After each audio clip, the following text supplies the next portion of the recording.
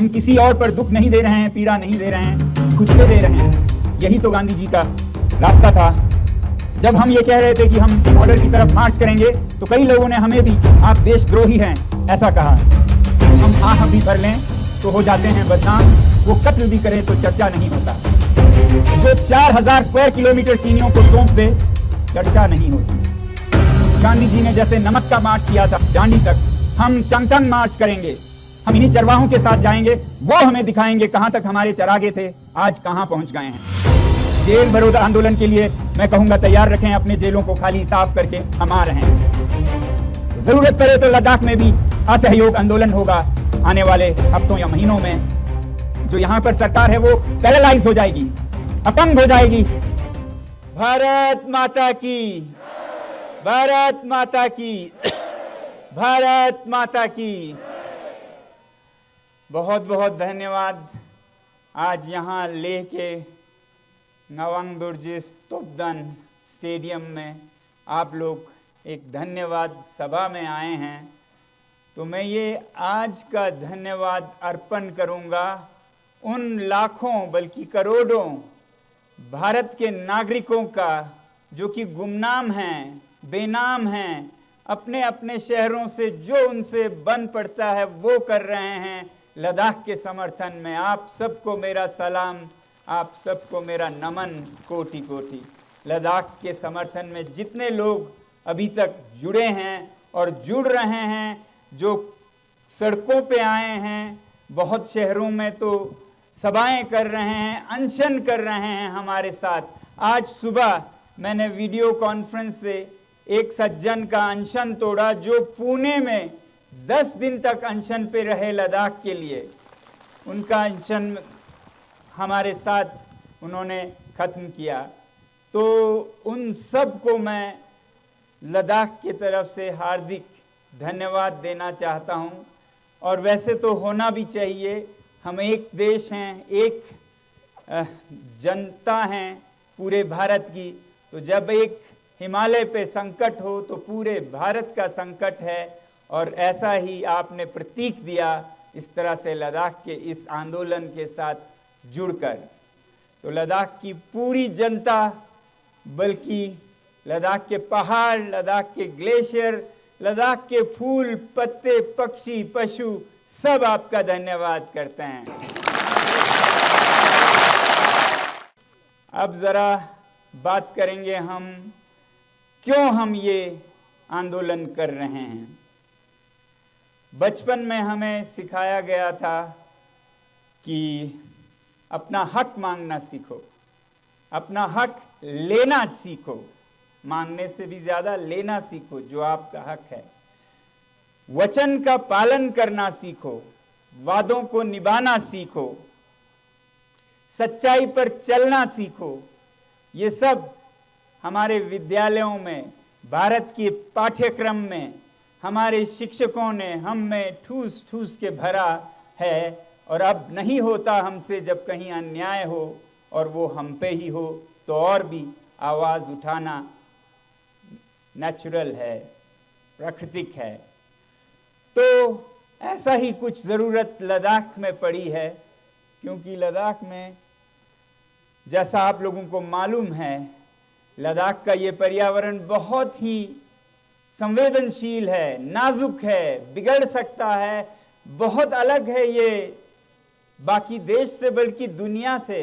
ये लखनऊ, चंडीगढ़, उत्तर प्रदेश जैसा नहीं है, ये तो मंगल ग्रह जैसा ज़्यादा दिखता है किसी और प्रदेश से। तो ऐसे एक भूभाग का संचालन, उसकी देखरेख, उसका रख रखाव, संरक्षण कैसे करें, ये यहाँ के जो मूल निवासी जनजातीय जनसंख्या है उन्हें आता भी है और उनकी जिम्मेदारी भी है। तो इन्हीं जिम्मेदारियों को निभाने के लिए जब लद्दाख जम्मू कश्मीर से अलग हुआ एक यूटी बनकर, तब हमने 2 उम्मीदें की थी। पहली तो कि इन पहाड़ों को, इन जनजातियों को संरक्षण 6वें शेड्यूल में मिलेगा, भारत के संविधान में जो रखा हुआ है भारत माता ने ऐसे पुत्रों पुत्रियों के लिए जो थोड़े अलग जीवन जीते हैं, पहाड़ों में हैं, कहीं जंगलों में हैं, जिन्हें हम इंडिजिनस पीपल, ट्राइबल पीपल या जनजातीय लोग कहते हैं। असल में ये एक रखवाले हैं भारत के प्राचीन ज्ञान का। आज दुनिया को, भारत ही नहीं दुनिया को इनसे सीखने की ज़रूरत है कि इस पृथ्वी पर अगर शांति से रहना है तो कैसे जिएं, वो इन जनजातियों से सीख मिलेगी। तो इन्हें संजोए रखने के लिए ये 6 शेड्यूल की उम्मीद लद्दाख के लोगों ने ज़रूर की, क्योंकि यहाँ पर 97% जनजातीय संख्या है, ऐसा कहा जाता है। तो ये तो एक बिना सोचे समझे मतलब प्राकृतिक सी बात है कि ये शेड्यूल यहाँ मिले। और इसी तरह से सरकार ने वादे किए कि ऐसा ही होगा। जब यूटी बना, जिस पर हम बहुत खुश हुए, कृतज्ञ हुए, उसके बाद उन्होंने फिर वादे किए कि ये संरक्षण भी आपको दिया जाएगा। और इन वादों को चुनावों में, घोषणा पत्र में लाया गया, मैनिफेस्टो में नंबर 1, 2, 3 पर। और इसी को देखते हुए, इसी विश्वास में, इसी भरोसे पर लोगों ने भारी संख्या में वोट देकर सरकार को, जो अभी सरकार है, उसको जिताया। संसदीय चुनाव में भी, हिल काउंसिल में भी। मगर उसके बाद वो वादे से पीछे हटे और 4-4.5 साल के टाल मटोल के बाद पिछले 4 मार्च को उन्होंने साफ इनकार कर दिया। वादा करने के बावजूद क्या ये जायज है आप लोगों को? ये जायज नहीं है। कोई बच्चा समझ सकता है। अब ये हमारा हक बनता है कि जो वादा हुआ है उसे हम लें। यही तो हमने बचपन में सीखा, अपना हक लेना सीखो, वचन पूरा करना सीखो। तो यही मांग रहे हैं हम। दूसरी उम्मीद थी कि लद्दाख को भी लोकतंत्र के फल मिलेंगे। यहाँ भी एक असेंबली होगी जिसमें चुने हुए प्रतिनिधि यहाँ का फैसला करेंगे कैसे लद्दाख को व्यवस्थापन करना है, चलाना है, संचालन करना है। मगर उसी मीटिंग में उन्होंने ये भी साफ कर दिया कि ना आपको 6वें शेड्यूल का संरक्षण मिलेगा, न ये लोकतंत्र। ये 4 मार्च को था और 6 मार्च से हम यहाँ पर अनशन शुरू कर चुके हैं। और कल 21 दिन का हमारा खत्म हुआ। एक चरण, पहला चरण 21 दिन इसलिए क्योंकि गांधी जी का सबसे लंबा उनके जीवन का अनशन था 21 ही दिन का। तो हम गांधी जी के पद चिन्हों पर चलने वाले लोग हैं लद्दाख में। बहुत ही आस्था से, पूरी उम्मीद के साथ कि इस रास्ते पर जीत ही होगी, हम चल रहे हैं। उन्होंने एक रास्ता दिखाया था सत्याग्रह का। सत्याग्रह का यानी कि सच्चाई को पकड़ के रखो, उस पे चलोगे तो सफलता मिलेगी ही। तो हम उसी पे पकड़ के सच्चाई की मांग कर रहे हैं, वचन का पूरा करने की मांग कर रहे हैं। और उसके लिए हम सत्याग्रह के ही शैली में अनशन पर बैठे हैं। हम किसी और पर दुख नहीं दे रहे हैं, पीड़ा नहीं दे रहे हैं, खुद पे दे रहे हैं। यही तो गांधी जी का रास्ता था सत्याग्रह का। तो इसी सत्याग्रह के अंदर उन्होंने कई रास्ते सिखाए। सिविल डिसोबीडियंस, हम पालन नहीं करेंगे ऐसे बातों का जो कि हित में नहीं है यहाँ के। तो मैं आप लोगों को ज़रा बताना चाहूँगा अगले आने वाले समय में हम क्या क्या करने वाले हैं और किस तरह से गांधी जी के पथ पर चलने वाले हैं। तो अभी 21 दिन का तो ठीक गांधी जी के अनुसार हम चले। और अब इस चरण के बाद दूसरे चरण में बैठे हैं हमारे लद्दाख की महिलाएं। वो आज से अनशन पर बैठी हैं, लंबी अनशन पर। और फिर उनके बाद युवा बैठेंगे अनशन पर। और उनके बाद फिर भिक्षुगण, जो मठों से गोम्पाओं में हैं हमारे लद्दाख के धार्मिक गुरु, वो बैठेंगे, फिर बड़े बूढ़े बैठेंगे, फिर हम दोबारा से शायद मुझे बैठना पड़े। हालांकि हम सब उम्मीद करते हैं तब तक सरकार को अपना फैसला एहसास होगा कि उनके फैसले में कुछ ऊंच नीच रह गई, लद्दाख के साथ अन्याय हुआ। साफ साफ वादा करने के बाद सरकार खुद पीछे हट गई, ये उनको शोभा नहीं देती है। जो सरकार सच्चाई की कस्में खाती हैं और जो सरकार अभी फिर चुनाव में जा रही हैं गारंटीज के साथ, वो अपने घोषणा पत्र में क्या जवाब देंगे और क्या मुंह दिखाएंगे जनता से अगर लद्दाख का ये कहानी चलता रहा। तो इसलिए हमें बहुत उम्मीद है कि अगला चक्र सत्याग्रह का, अनशन का हमें न करना पड़े, उसकी हम पूरी उम्मीद करते हैं, मगर पूरी तरह तैयार भी हैं। तो ये रहा अनशन की बात। अब गांधी जी ने सिविल डिसोबीडियंस में खिलाफत करते हुए सरकार का डांडी तक जाकर नमक का आंदोलन किया था, जिसमें उन्होंने नमक बनाया कानून, गंदे काले कानून को खिलाफत करते हुए। तो ऐसे ही हालत हमारे चांगतांग में हमारे चरवाहे भाई बहनों के साथ हो रहा है, जो कि दुनिया की सबसे कीमती पश्मीना के उत्पादन करते हैं, जिसे कश्मीर भी कहा जाता है। इससे महंगा दुनिया में लगभग कोई और फाइबर नहीं है, वो उत्पादन करते हैं। आज उन्हें अपने बकरियां, अपने याक बेचने पर मजबूर किया जा रहा है। यहां बहुत उनमें से अनशन में जुड़े, क्योंकि उनकी पीड़ा बहुत तेज है, क्योंकि उन पर गुजर रही है ये सब। तो उनके जो चरागे हैं वो एक तरफ दक्षिण की तरफ से भारतीय औद्योगिक प्लांट्स, बिजली के, सोलर के, जो दसियों हजारों एकड़ में उनसे जमीन ले जा रही है। 20,000 एकड़ ले गए हैं और 20,000 मांग रहे हैं, यानी कि 150 स्क्वायर किलोमीटर उनसे मांगा जा रहा है, जो कि उनके सबसे अच्छे चरागे हैं। अब वो क्या खाएंगे अगर उनके सारे चरागे ले गए? तो वो तो जाएंगे, उनके साथ एक सदियों हजारों साल पुराना एक परंपरा भी डूब जाएगा। तो उनके ये हक उनसे छीने जा रहे हैं भारतीय उद्योगों के जरिए भी।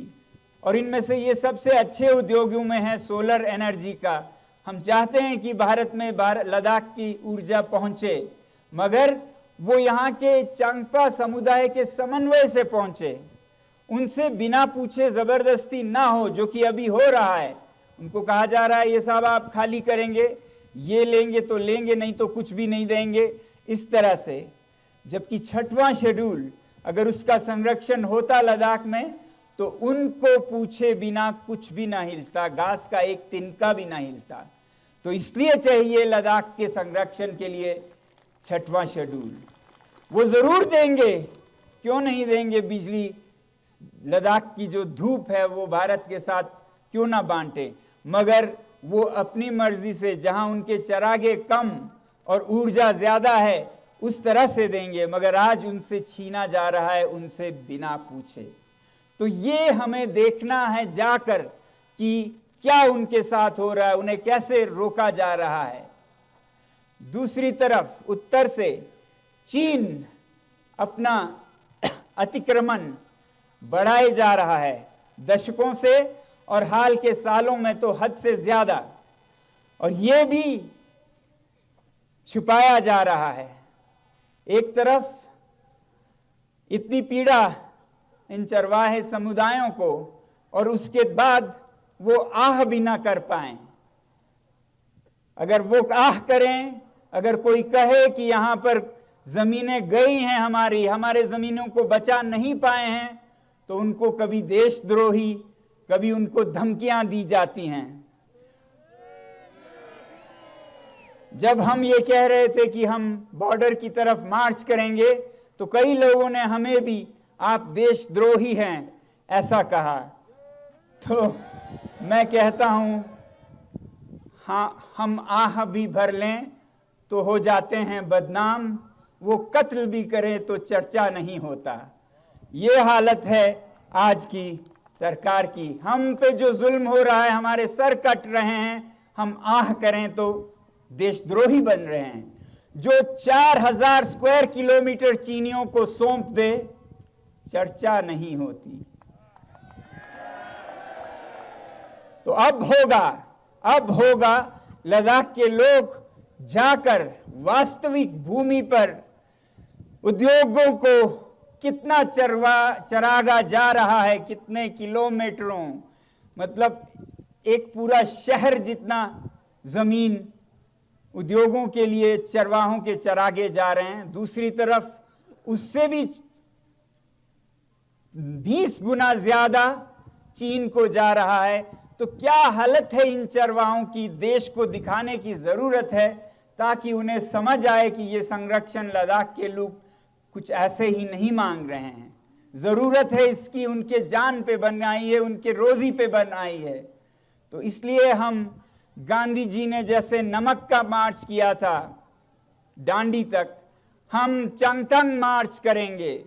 चांगथंग मार्च जिसे हम कहेंगे, क्योंकि बॉर्डर एक तरफ चीन की तरफ है मगर दूसरी तरफ नहीं है। चांगथंग मार्च में हम पूरे देश को सिलसिलेवार लाइव दिखाना चाहेंगे कि क्या हो रहा है। हमें मालूम है अगर सरकार के दिल में सफाई है, उनके पास कुछ भी छुपाने को नहीं है, जैसा वो कहते हैं, वो सच्चाई के अनुयायी हैं, तो वो भारत की जमीन पर भारतीय लोगों को जाने में उनको कोई एतराज नहीं होगी। हमारे लिए खुली सड़कें मिलेंगे अगर सब साफ है। तो अगर नहीं है, छुपाने को बहुत है कि हम इतना चरागा उद्योगों को नहीं दे रहे हैं, हम इतना चरागा अतिक्रमण में नहीं खो रहे हैं। अगर वो ये झूठ बोलना चाहते हैं तो वह हमें जरूर रोकेंगे, और उनका रोकना अपने आप में एक बयान होगा। उसी से हमें बहुत बड़ा बयान सरकार का मिल जाएगा कि छुपाने को बहुत है, जमीनें बहुत गई हैं, मगर हम नहीं जाने दे सकते ताकि देश ना देख ले और फिर चुनाव पे असर ना हो। तो चुनाव पे असर होने की बात हो तो होनी चाहिए। अगर पाकिस्तान के साथ पुलवामा और उड़ी का असर आपको अच्छा लगता है, तो यहाँ हमारे चरवाहों के साथ क्या हुआ वो भी आपको मान्य होना चाहिए। जो सच्चाई है वो हम दिखाएंगे, हम कोई झूठ नहीं दिखाएंगे। हम इन्हीं चरवाहों के साथ जाएंगे, वो हमें दिखाएंगे कहाँ तक हमारे चरागे थे, आज कहाँ पहुँच गए हैं। दूर से दिख जाते हैं सब, वो हमें दिखाएंगे। तो हमें उम्मीद है कि कोई रुकावट नहीं डालेंगे। हमें पूरा विश्वास है कि हमारी सरकार जनता की सरकार है, लोकतंत्र की सरकार है और पारदर्शी सरकार है। जैसा है वैसा दिखाने का पूरा अनुमति देंगे और इसी में भारत की भलाई है, वरना यहाँ पर फिर और उलझ जाएगा।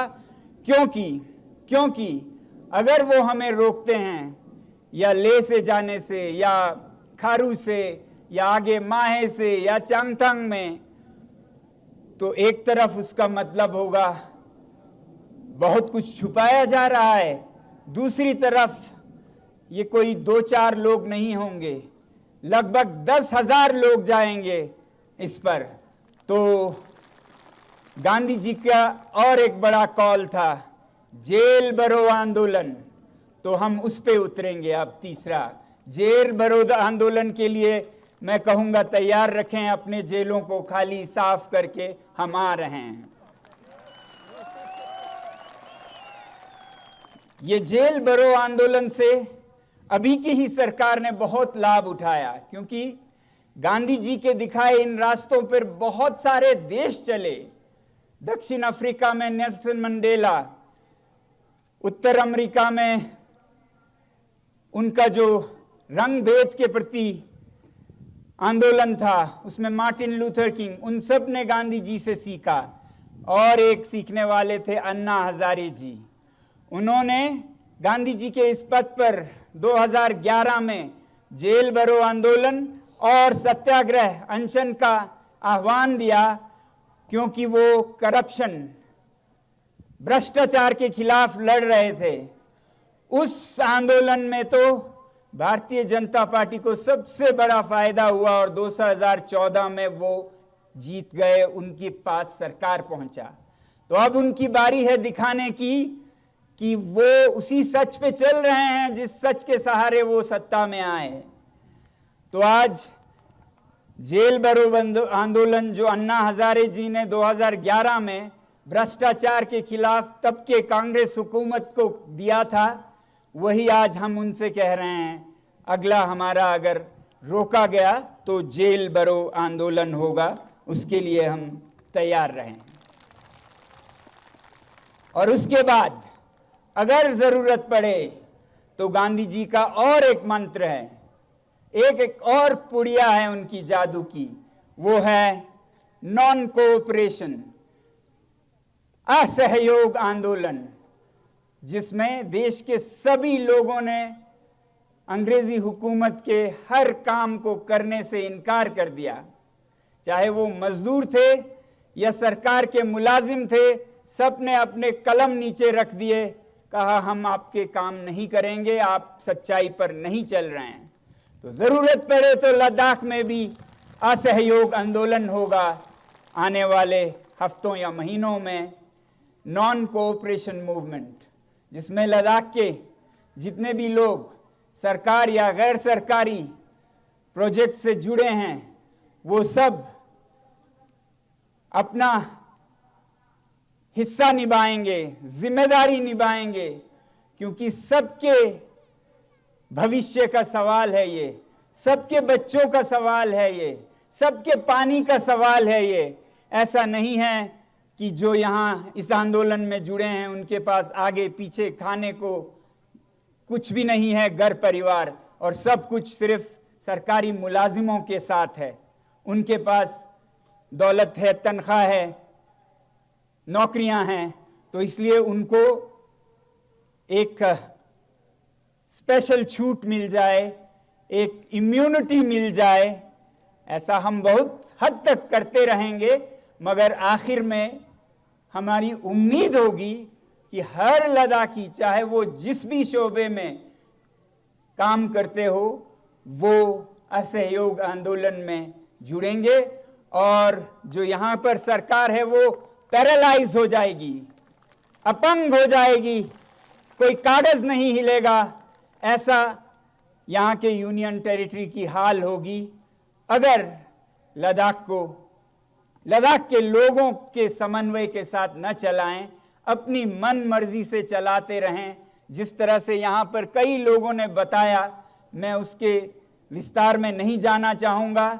मैं विनती करूँगा यूटी एडमिनिस्ट्रेशन के अफसरों से वो हिंदी अनुवाद ले ले लद्दाखी भाषणों का, जिसमें कहा गया कि यूटी के जो 6,000 करोड़ है वो जनता तक तो नहीं पहुंचता है, मगर किन किन बातों पे खर्च किया जाता है, किन किन